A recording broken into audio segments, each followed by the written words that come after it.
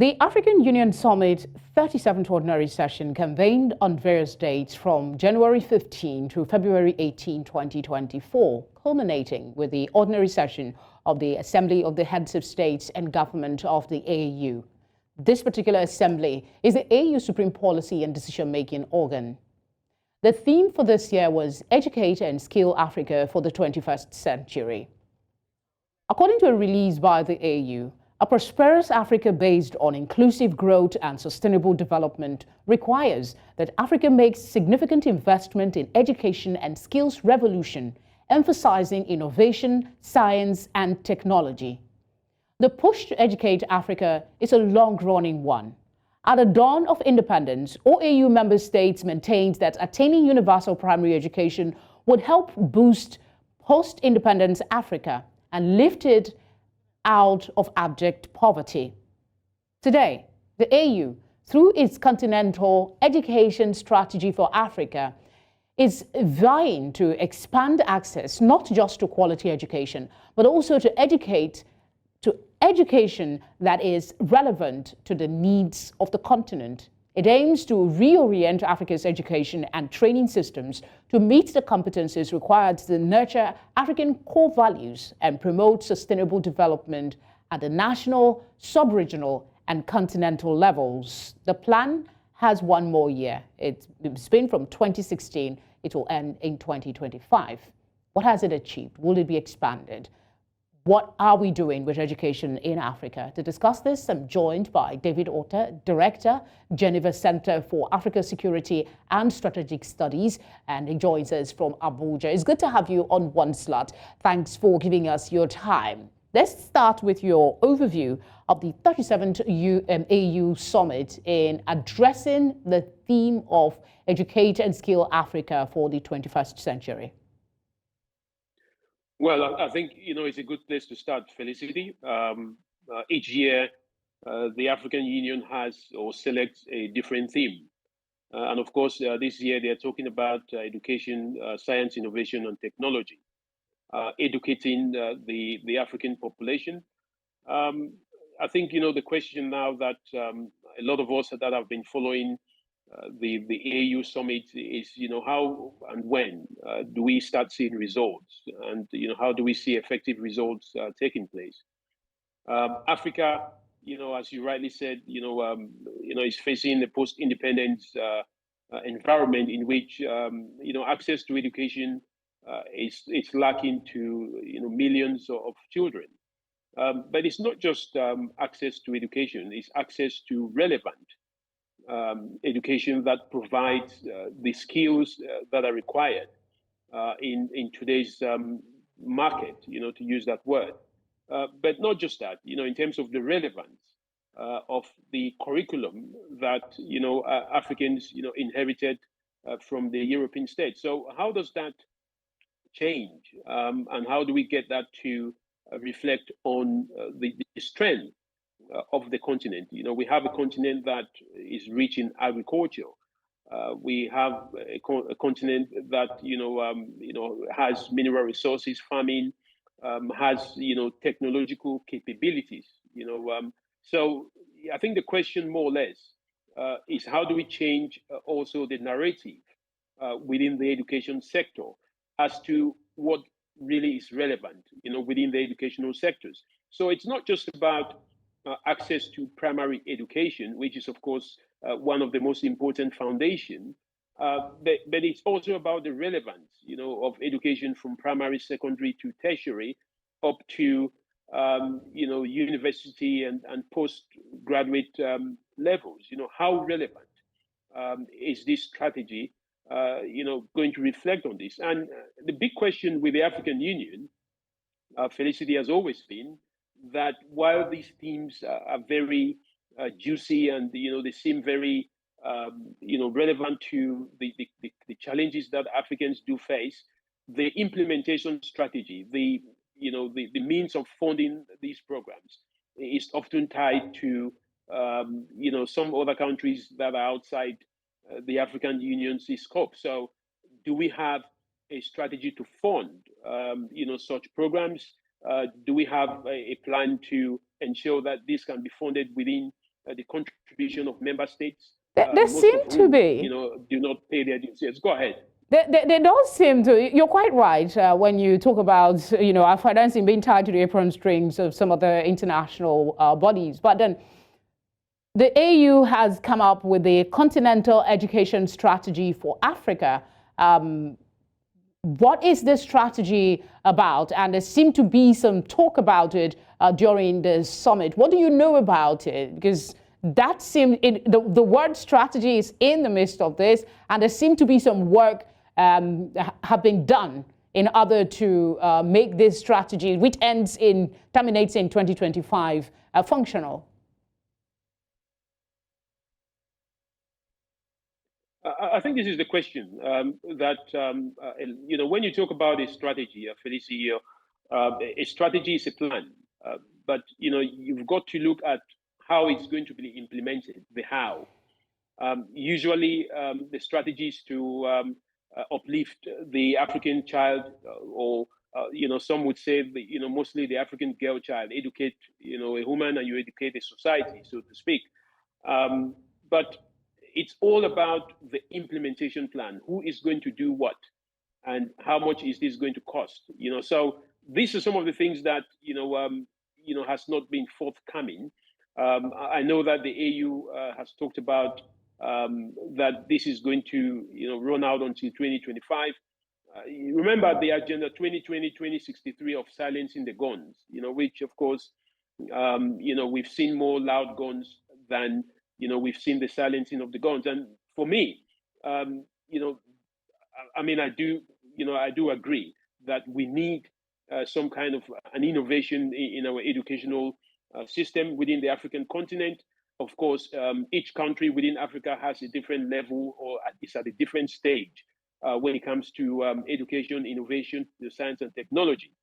But when it comes to the general implementation of an African Union-led strategy, the question has always been, there is always a weakness in the implementation strategy. So, I would like to see that there is some movement rather than just motion when it comes to the implementation of this strategy come 2025. But it's a good endeavor. I do agree that, because of course it is a need, not a want. But the question often is this going to be achievable, or is this just going to be another thing?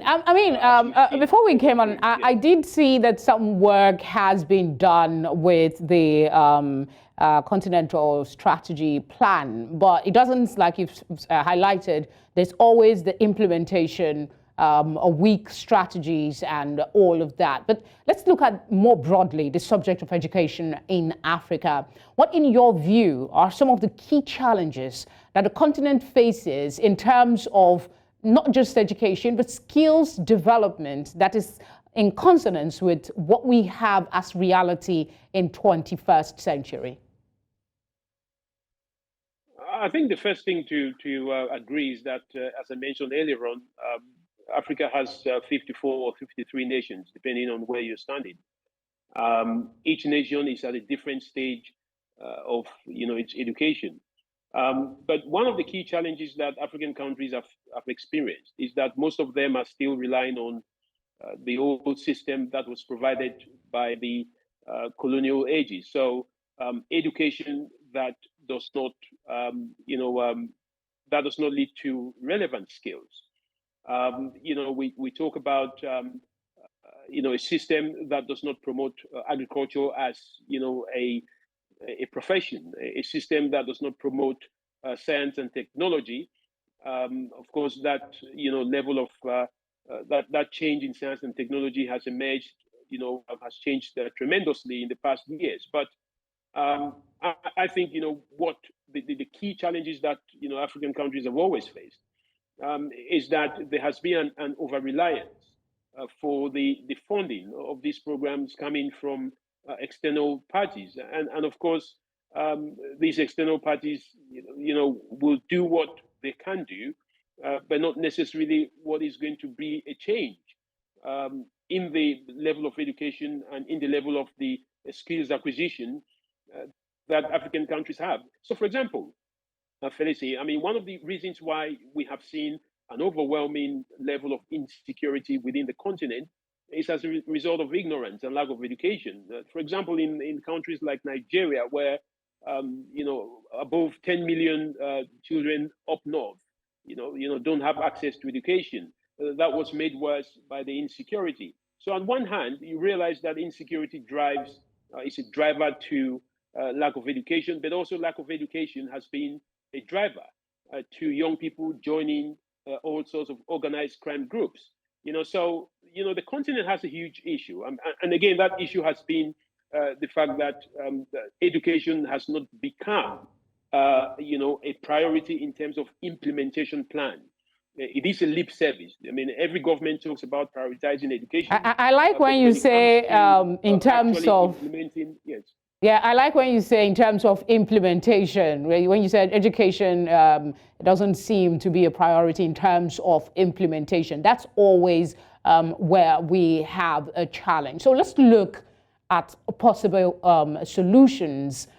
If you were to make suggestions, what would you say would be the kind of education and skill building that we should have tailored to address our specific needs and the aspirations of African youth? You've talked about the way we take agriculture, science and technology, and skills acquisition. If you can break this down, and maybe there's some model that was successful, an initiative that you could highlight that we could learn from and build our education in that direction.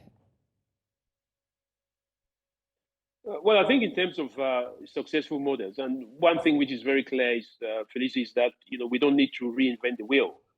We can always copy from other developed countries. I mean, there is nothing wrong in copying what works, and then you rejig it to ensure that it is in reflection to your local dynamics. I mean, I've often said before that Africa is a blessed nation. It is blessed with energy.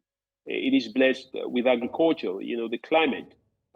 These are the kind of education that we should be promoting within the continent, because, of course, it's not just educating a child. It is also educating that child to acquire the marketable skills, the skills that they would require to be in the market. And that market is almost always your immediate environment. So right now, I hate talking about these problems. Right now, we educate our young people for the European market, not for the African market. And that is why we have what we call the Japa syndrome, where people get educated and then, go to other countries to provide those skills. So, I think we just have to do a reverse engineering. I mean, it's a huge endeavor, I have to say. And the answers are there on the desk of those who are in charge of promoting education, the ministries, the government. But the challenge has always been, as I mentioned earlier on, that there is priority not given to the implementation strategy, and we just need to implement. There is nothing new under the sun when it comes to the relevance of agriculture, to the continent, the relevance of energy. I mean, take Fair for enough. example, we Fair, are fair enough. exporting. You're quite right Yes, when we you are. say Yes, go ahead. you're quite right when you say we can copy from what is working across the globe and modify to suit our particular needs. What steps do you think we can take to bridge the gap between formal education systems and the rapidly evolving job market in Africa? Because, like it or not, while formal education is important, the world is evolving. Some people can do magic with just basic understanding of the internet. I mean, you're totally right. I mean, there is no magic, Felicia. I mean, it's just to look at the current market. What is it that is required, and you channel your energy towards the relevant skills that needs to be acquired at the level of education.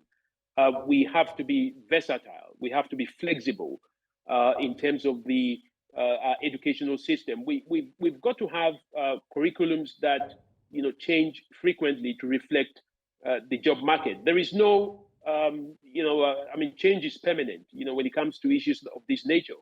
And we're talking about 54 African countries here. And so it's difficult for me to make a prescription to one or make a prescription just to two. And this is why I often say that it all depends on, look into your internal system within your country.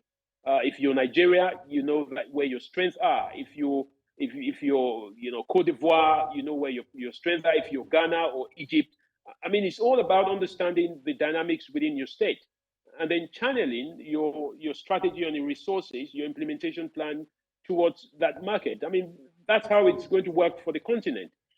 And this is why I said, the African Union has a key role to play. But for it to be able to play that role, it's not just going to be lip service. They've got to dedicate each country to come up with an internal strategy, one that works for that country, and then bring all that together on the table and provide a continental way forward. So when it comes to education, there is no, kind of, one size fits all strategy of, one size fits all. I mean, you've got to dive down into the dynamics of each country because we're talking about a continent and not just a country. True. What role can the private sector, civil society, and maybe international partners play in supporting Africa's efforts to educate and upskill her population? Well, of course, that's no-brainer.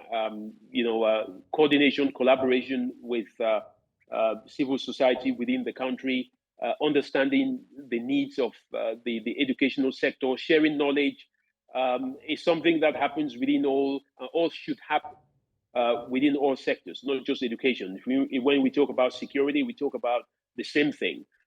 So where you have civil society, where you have international INGOs, international governmental organizations coming in, friendly countries, to chip in terms of their own advice, and this is why standardization of education has become so important.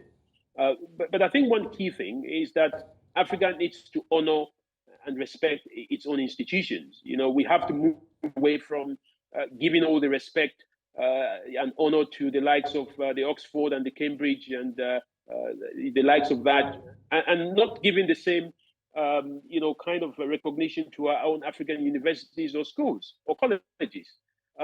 So each one needs to recognize their own. Gone are those days when one should be giving a lot of praises to those who come from Oxford against those who come from Lagos University or University of Cairo, for example. So we need to promote our local education. We need to give priority to people that graduate from these universities, but at the same time, we need to ensure that those universities, are well managed. That the structures within those universities are fit for purpose. That the students who go through those universities, go through a robust system that is free from corruption and free from all sorts of malpractices. So it's all about organizing the internal mechanisms within each country. But more importantly, for me, it's all about Africa giving priority to its universities rather than a situation where we face today where a student from Oxford University is going to be given priority over a student from Cairo University or a student from Lagos. So these are some of the issues that I think require some attention. David, thank you very much for speaking with us. We appreciate the insight you've shared. All right, we took a look at two subjects, the Red Sea crisis and education, an offshoot of the 37th AU summit that just ended in Addis Ababa. And some of the takeaways for me is the development of ports in Africa and then human capital development. We dovetailed that to the conversation about education. And David has made his submission that it's not about the strategies, but the implementation. We have to improve on that if we are to make any headway, however we look at it. Thank you very much for being a part of the program. I'll see you next time. Bye for now.